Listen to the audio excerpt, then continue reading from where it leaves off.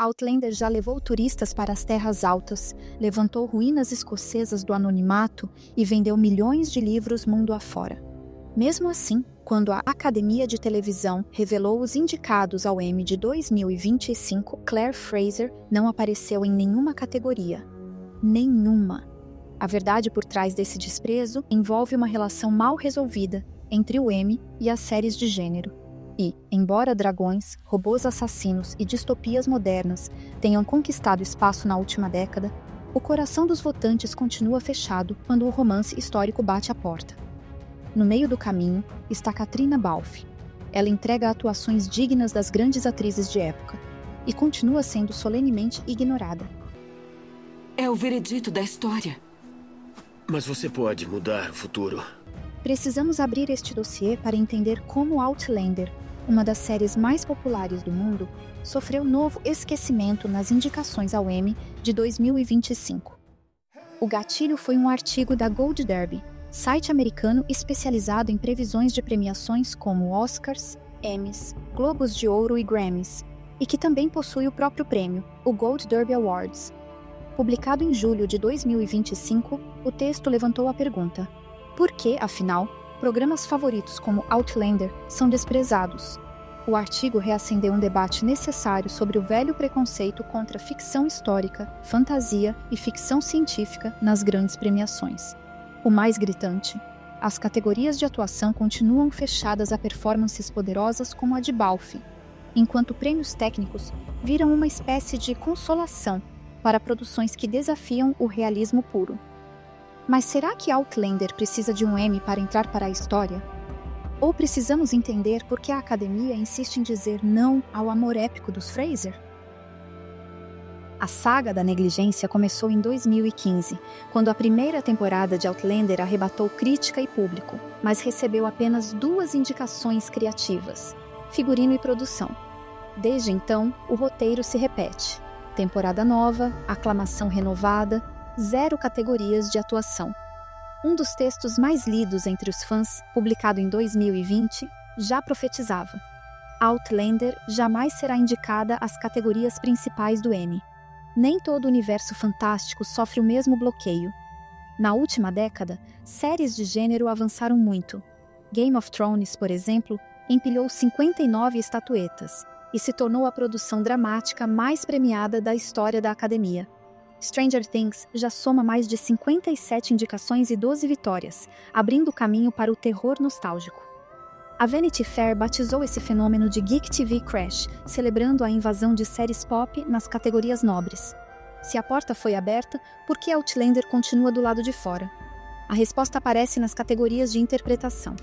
Mesmo produções aclamadas como Andor, apontada pela crítica como o melhor drama do universo Star Wars, ficaram sem uma única indicação a elenco principal ou coadjuvante em 2025.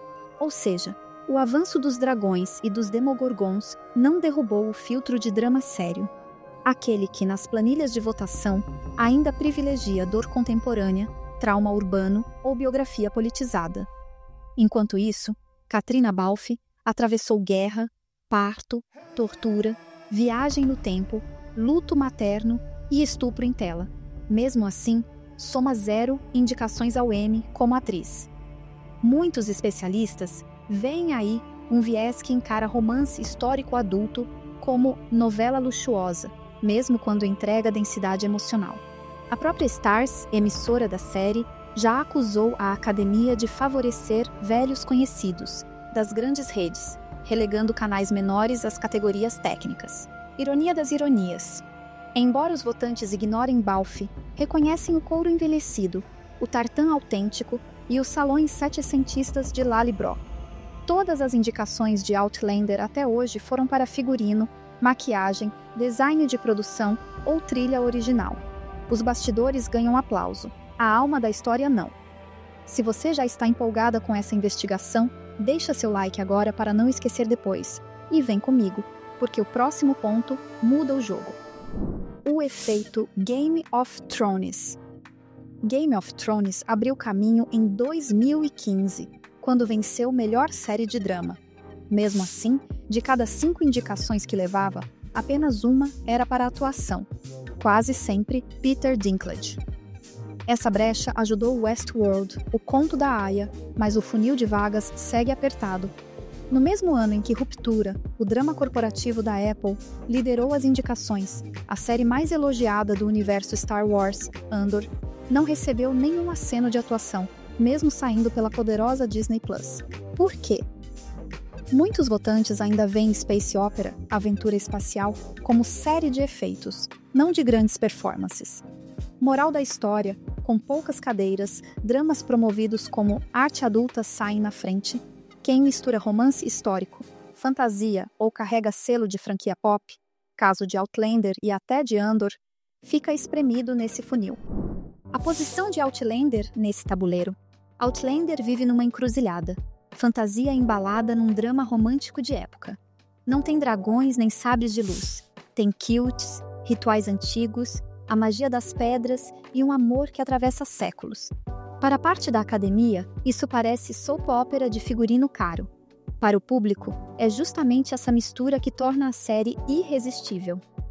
Uma prova disso é esse artigo da Tech Radar, que destaca Outlander entre as produções excluídas das indicações de 2025, mesmo com uma nota acima de 90% no Rotten Tomatoes. Ou seja, não é só impressão nossa. Existe mesmo um abismo entre aclamação popular, aval da crítica e prêmios formais. E neste ano, a distância parece maior do que nunca. Por que isso importa? Além de injusto com artistas e técnicos, a esnobada crônica sinaliza ao mercado que romance histórico e fantasia adulta não têm prestígio, mesmo quando sustentam assinantes, turismo cultural e vendas de livros. Universidades escocesas registraram aumento no interesse por história jacobita, e a rota turística Outlander Trail é hoje uma das mais lucrativas das Terras Altas. Quando o Emmy ignora essa relevância cultural, reforça uma hierarquia que coloca a guerra urbana e trauma contemporâneo acima da imaginação histórica. Para virar esse jogo, há duas chaves. A primeira, aumentar o número de vagas em atuação, proposta que ganhou força depois do apagão de Andor.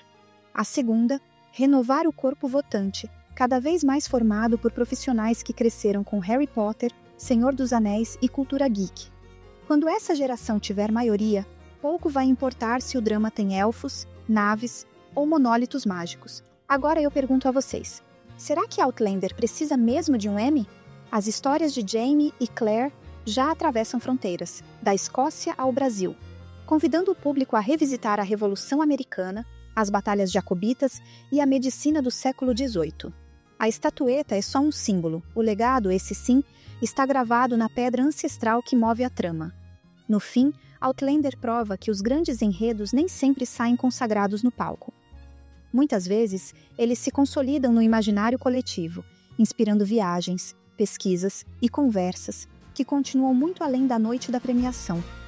Enquanto a academia decide se fantasia é arte ou escapismo, a série já garantiu lugar na lembrança. E é isso que resiste ao tempo. Se você acha que Outlander merece todo o reconhecimento do mundo, compartilhe este vídeo e marque aquela amiga que nunca perde um episódio. Se inscreva e deixe seu like para não perder nossas próximas investigações históricas sobre o universo das séries. Muito obrigada por assistir. Nos vemos no próximo vídeo sobre essa série histórica.